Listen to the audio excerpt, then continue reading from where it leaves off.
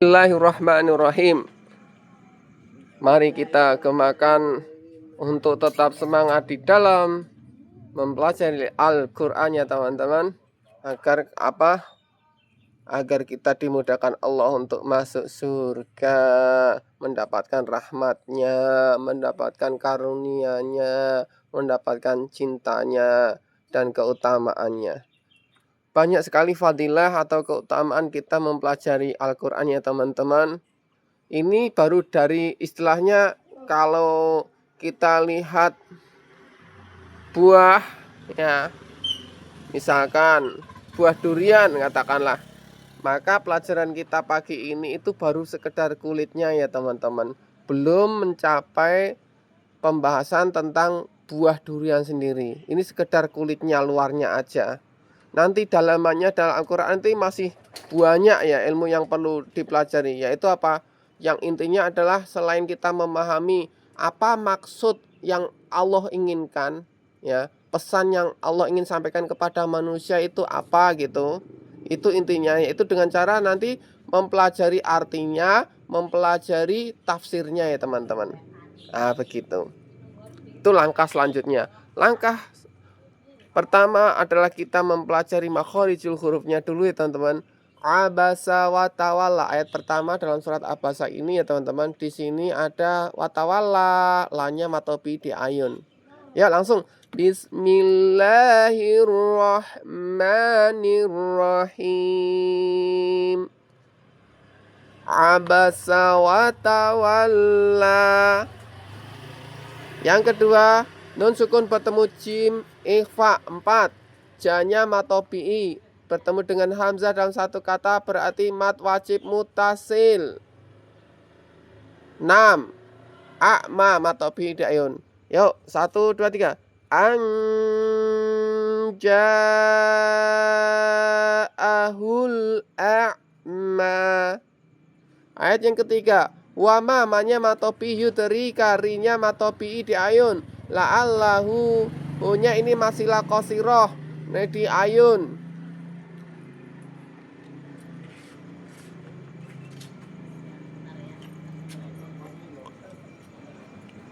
Ya zakka, zanya matopi di ayun. Ya sekarang praktekkan.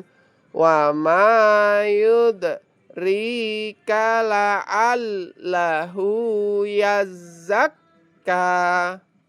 Nah begitu teman-teman. Kemudian ayat yang keempat, au yadzakaru fatang. Ini ada tanwin, ada nun sukun bertemu fa, bacaan ikhfa 4. Kemudian rohnya matobi di ayun. Ya, prakteknya au yadzakaru fatan fa'ahudzikra. Mudah? Ya. Ayat yang kelima, amma mim yang bertasydid ini guna manis tagna, nanya di ayin matopi. Praktek wa apa ini amma ya teman-teman. Amma manis tagna, setelah gunah langsung matopi ya teman-teman. Kemudian ayat yang ke-6, fa anta nun sukun bertemu ta ikhfa lahu tasodda. Punya di sini ada masilah qasirah lagi. Tandanya kayak koma gini teman. Nah. Ta ikhfa masilah qasirah, cara bacanya matobi di ayun, tasodda di ayun. Praktek. Fa anta lahu tasodda. Begitu ya teman-teman. Ayat yang ke-7, wa ma manya matobi di ayun, Allah lanya matobi di ayun, ya zakka di ayun. Praktek. Wa ma alaika alla yazakka. Begitu. Kemudian ayat yang ke-8, wa amma, di sini ada guna, dilanjutkan matobi di ayun. Ja'a manja, di sini ikhfa, kemudian diikuti mat wajib mutasil 6. Yas'a matobi'i. Wa amma mani. Ulangi teman-teman. Wa amma amma man ja'aka yas'a. 2 di ayun, 4 kemudian dilanjutkan 6. Kayak gitu ya teman-teman. Ayat yang ke-9. Wa huwa yakhsha, di sini syanya aja yang matopi. Langsung wa huwa yakhsha. Terakhir 10. Fa anta, don sukun bertemu ta ikhfa, anhu talaha, hanya matopi di ayun. Praktek. Fa anta anhu talaha. Selesai sudah teman-teman pelajaran tahsin surat Abasa 1 sampai 10. Sekarang kita latihan wazennya ya teman-teman. Huruf ain di sini, huruf pertama. Huruf ain posisinya berada di tengah tenggorokan. A. Ai. Au. Huruf ain ini adalah huruf idhar, dia harus jelas. Ba, ba'a, ba'i, ba'u. Ya, latihan diwazan kan? A'i, au, ba', au, an, ani, a'na, minal, mu'ni, ma'i, an, ani, a. Mudah? Mudah. Sekarang huruf apa lagi? Huruf kaf. Ini kaf ya teman-teman. Kaf itu bukan huruf qalqalah, jadi nggak boleh dipantulkan teman-teman. Huruf kaf ini adalah huruf ikhfa, jadi nanti dengung ya. Yuk mulai. Kaki kubak, kukan, kanikak, naminal muk, nimakikan, kanika. Mudah? Mudah. Sekarang huruf apa lagi? Huruf ghoin, go. Huruf ghoin ini adalah huruf idhar, dia jelas. Perhatikan, makhrajnya di mana? Dia sama dengan huruf kho, go, di pangkal tenggorokan. Jadi yang mendekati mau ke apa namanya? Mau ke perut ya teman-teman. Go, ri, ru, bago, ri, ru, bal, ru, ron, roni, ron, naminal, mu, ni, mari, ron, roni, ro. Baik. Langkah selanjutnya adalah kita memahami arti. Arti apa ini yang Allah inginkan agar umat manusia pahami? Ya teman-teman, ini apa sih artinya abasa wa tawalla ini? Abasa. Sebelumnya saya awali dengan bismillahirrahmanirrahim dulu ya teman-teman. Abasa wa tawalla. Abasa itu berwajah masam. Tawalla itu berpaling ya teman-teman. Loh, maksudnya gimana? Kok bermuka masam dan berpaling? Itu Nabi Muhammad teman-teman. Allah mengisahkan kepada kita Nabi Muhammad itu pernah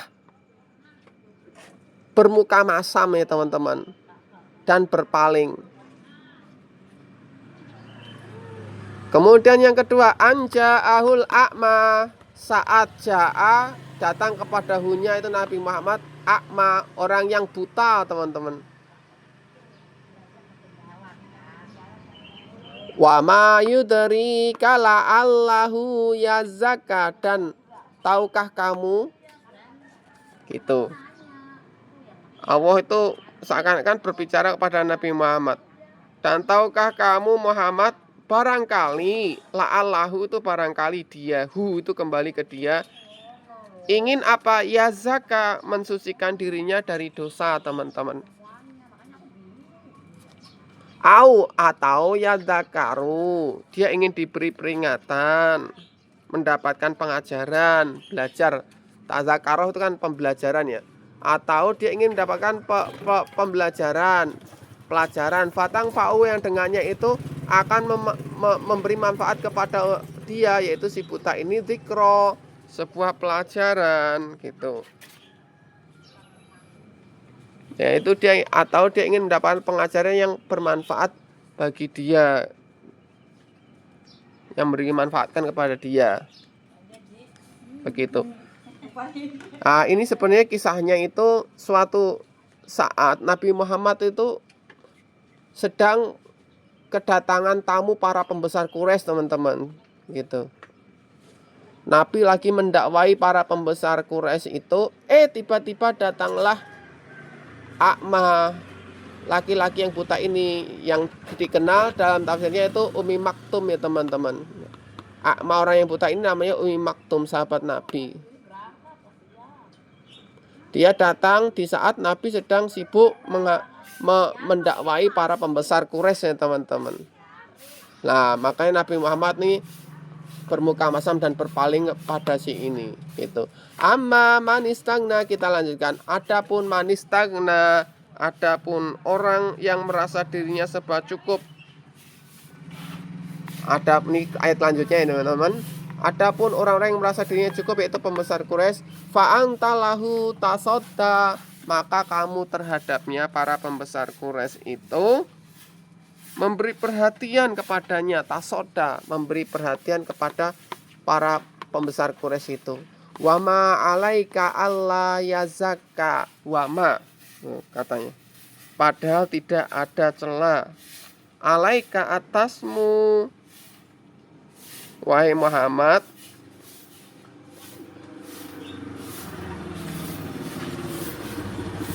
kalau dia tidak mensucikan diri, atau maksudnya beriman.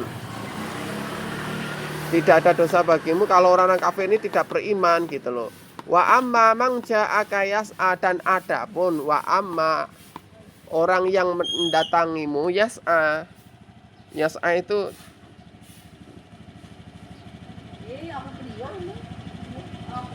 cepat-cepat ya teman. Adapun orang yang datang kepadamu dengan bersegera untuk mendapatkan pengajaran. Ini tadi Umi Maktum, kita kembali ke Umi Maktum ya. Dan adapun orang yang datang kepadamu dengan cepat-cepat untuk datang pengajaran, wahwa yakhsha, dan sedangkan dia itu takut kepada Robnya, fa'angta anhu, malah kamu kepadanya talaha. Begitu. Talaha itu mengabaikan. Mengabaikan. Ya, ini apa namanya, terlepas kita sebagai hamba manusia itu kan tidak tahu isi hati manusia ya teman-teman. Nabi pun pernah salah ya. Ini menjadi bukti bahwa Nabi itu juga tidak bisa menebak-nebak isi hati. Nabi itu tahu kondisi manusia, kondisi alam, kondisi bangsa jin, tidak lain karena wahyu Allah Subhanahu wa taala. Ini bisa jadi menjadi teguran kepada Nabi Muhammad untuk tidak mengabaikan orang yang ingin mendapatkan pengajaran meskipun dengan status sosialnya lebih rendah ya teman-teman. Itu yang pertama. Yang kedua, bahwasanya Nabi ini tidak bisa menebak isi hati seseorang. Oh, ini yang mau beriman, ini yang enggak, gitu enggak tahu. Nabi hanya tugasnya adalah menyampaikan, berdakwah dan berdakwah. Adapun ini nanti hasilnya diserahkan kepada Allah Subhanahu wa taala. Ini sekian dari saya. Aku lakum. Wassalamualaikum warahmatullahi wabarakatuh.